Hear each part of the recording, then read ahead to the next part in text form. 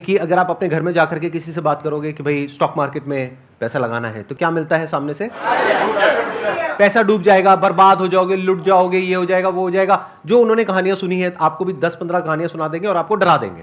तो या तो लोग डर से ऑपरेट करते हैं, दूसरी एक एक्सट्रीम है जो मैंने देखा यूट्यूब पे बहुत लोग कर रहे हैं, वो है डेली बेसिस पे आपको टिप देते रहते हैं कि आज ये खरीद लो, ये कल इतने का हो जाएगा, परसों इतने का हो जाएगा। उनसे पूछो आपने खुद खरीदा है? तो खुद नहीं खरीदते, टिप देते हैं और फिर लोग फंस जाते हैं। इसको बोलते हैं स्पेक्यूलेशन। पर जो स्टॉक मार्केट का असली मतलब है वो है कि आप एक कंपनी के अंदर शेयर होल्डर बन रहे हो, मतलब उस कंपनी के जब आपके पास में शेयर्स आते हैं तो एक्चुअल में आप मालिक हो उस कंपनी के। तो ये बात समझाने का काम ये कर रहे हैं और बहुत अच्छे से कर रहे हैं। मैं सोचा था कभी आपका ऑटोग्राफ मिल जाएगा, कभी दूर से भी दिख जाओगे ना तो बहुत बड़ी बात हो जाएगी। इससे अच्छा क्या हो सकता है? सो जब मेरी कलीग ने, हमने रिक्वेस्ट भेजी यहाँ आने की, मेरी कलीग ने बोला कि संदीप माहेश्वरी डन, तो कहा क्या बात कर रही है। उतना एक्साइटमेंट मैंने ऑफिस में भी कभी नहीं दिखाया है और दिस इज अनबिलीवेबल सर।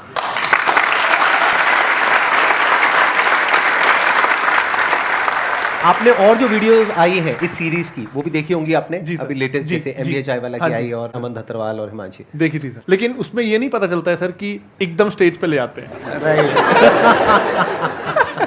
आपको एक मजे की बात बताता हूँ, ये सीधा अभी मेरे को डायरेक्टली यहाँ पर स्टेज पे मिल रहे हैं। हम पहले से इसलिए नहीं मिले ताकि स्पॉन्टेनिटी बनी रहे, क्योंकि अगर हम पहले से मिल लेते, आधी से ज्यादा बातें कर लेते, फिर यहाँ पे आकर के एक्टिंग करनी पड़ती। अच्छा, आपका इसके बारे में क्या ख्याल है? तो वो नकली हो जाता है। अभी जो कुछ होगा असली होगा। आप लोग मुझसे पहली बार मिल रहे हो यहाँ पर, पहले हम कभी नहीं मिले। कितने हैं जो पहली बार मेरा लाइव सेशन अटेंड कर रहे हैं? ऑलमोस्ट सब। और ये भी तो ये भी पहली बार मेरे से मिल रहे हैं। तो जो भी होने वाला है वो रियल होने वाला है और स्पॉन्टेनियस होने वाला है। जो भी आप खुल करके इनसे पूछ सकते हैं। बीच बीच में मैं अपने भी जो थोड़े से थॉट्स हैं, ओपिनियंस हैं, वो आप लोगों के साथ में शेयर करूंगा।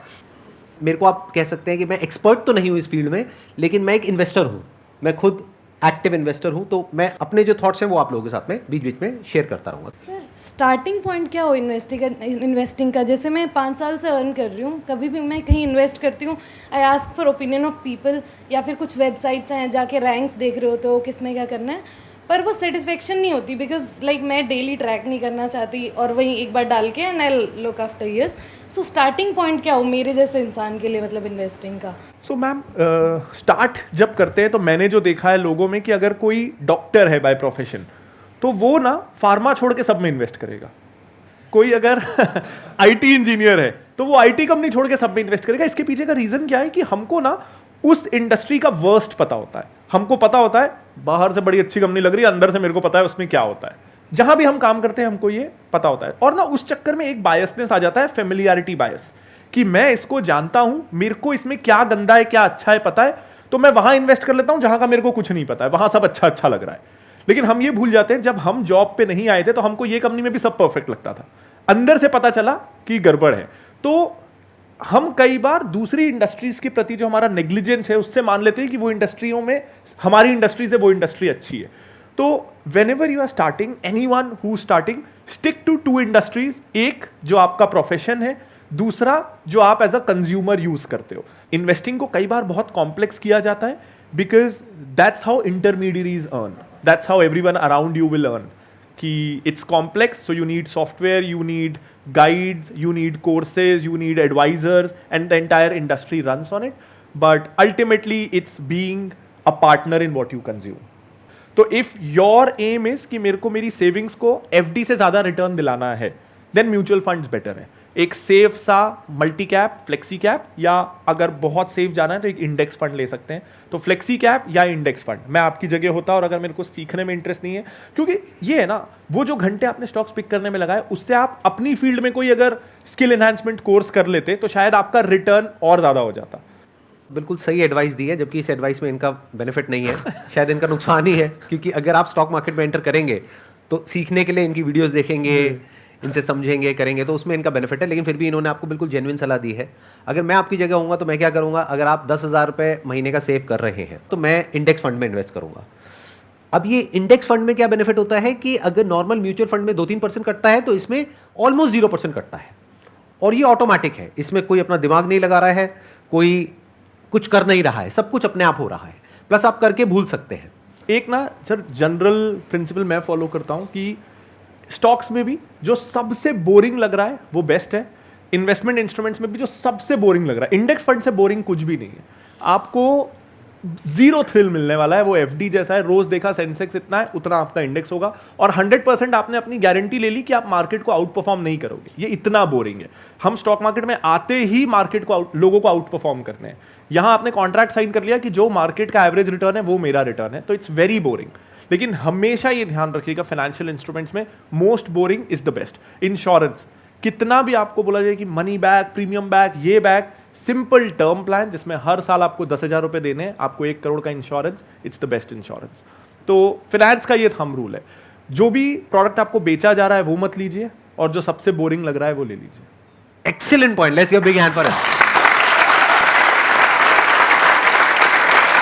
ये इन्होंने बहुत बड़ी बात बोली है, अगर आपने ध्यान से सुनी है, समझी है। आप में से कितने लोग एक्टिवली म्यूचुअल फंड्स में और इधर उधर इन्वेस्ट करते हैं?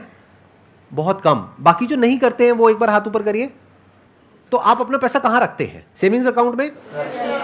ये महाबेवकूफी है।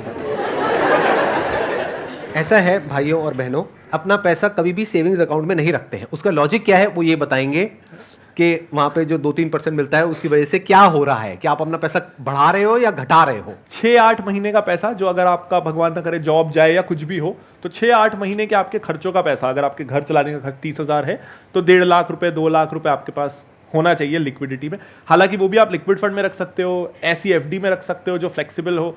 तो पहला जो सेविंग्स वाले भी हैं उनका अपन पहला स्टेप करते हैं कि आई एम श्योर आपने अभी तक कोविड में इतने वीडियोस सबने बना लिए, उसके बाद भी अगर आप म्यूचुअल फंड में शिफ्ट नहीं हुए तो कुछ मेंटल ब्लॉक है, इसमें कुछ भी सही गलत नहीं है। तो अपन सबसे सिंपल स्टेप पहले करते हैं कि सेविंग्स अकाउंट में ना सबसे पहले तो अपने बैंक वाले को बोलो फॉर्म एक भरो कि मेरे को पता है ऑटो स्वीप नाम की चीज होती है, उसको चालू करके दो। तो ऑटो स्वीप से ये होता है कि आपको सेविंग्स अकाउंट में एफडी वाला रिटर्न मिलता है, तो आपका रिटर्न डबल हो जाता है, 5% हो जाएगा। और सेविंग्स अकाउंट की फ्लेक्सिबिलिटी होती है, तो आप वैसे ही डेबिट कार्ड से स्वाइप कर सकते हो, एटीएम से निकाल सकते हो, जितने दिन वो पैसा रहा अकाउंट में उतने दिन उसमें एफडी का इंटरेस्ट मिलेगा। तो सेविंग्स अकाउंट में भी, इनफैक्ट करंट अकाउंट हम सब मान के बैठते हैं कि 0% मिलेगा। कितने लोगों का करंट अकाउंट है यहाँ? बिजनेस वाले सबको 0% मिल रहा है। तो करंट अकाउंट में भी 5% इंटरेस्ट मिलता है। सिर्फ अपने बैंक वाले को बोलना है कि ऑटो स्वीप होता है, मुझे पता चल चुका है, मैं संदीप सर के शो में आ गया था। तो प्रांजल जी ने सारा जो आपका सीक्रेट है वो खोल दिया है। इनफैक्ट सर जब मैं, आपने ये बोला तो जब मैं बुक के लिए रिसर्च कर रहा था तो मुझे भी ये पता नहीं था, और मुझे पता चला कि हमारी जब रिटायरमेंट के समय जो टोटल नेटवर्थ होती है उसका 40% इस बात पे डिपेंड करता है कि हमने हमारे बचाए हुए पैसे का क्या किया। तो इमेजिन करिए 60%, अगर मेरी रिटायरमेंट में मेरे पास 1 करोड़ रुपए हैं, उसमें से 60 लाख के लिए मैंने 35 साल दिन में 10 घंटे नौकरी की और वो 60 लाख रुपीज हुए, उसको मैं 40 लाख रुपए और बढ़ा सकता था महीने में 1 घंटा आधा घंटा देके कि मैं इन्वेस्ट कहां कर रहा हूं। तो 60 लाख के लिए जिंदगी भर खून पसीना और अगले 40 लाख के लिए वर्चुअली नथिंग। तो इन्वेस्टिंग इसलिए जरूरी है, पैसा सेविंग्स अकाउंट से बाहर निकालना इसलिए जरूरी है। सेविंग्स अकाउंट में रफली आपका पैसा 3% से हर साल कम हो रहा है, क्योंकि इन्फ्लेशन 5-6% के आसपास होती है। महंगाई बढ़ रही है, ये हम सबको पता है, सब्जियों के, पेट्रोल के, हर चीज का भाव बढ़ रहा है। तो अगर आपका पैसा उसके साथ ग्रो नहीं करेगा तो मतलब आप पहले से गरीब हो रहे हो।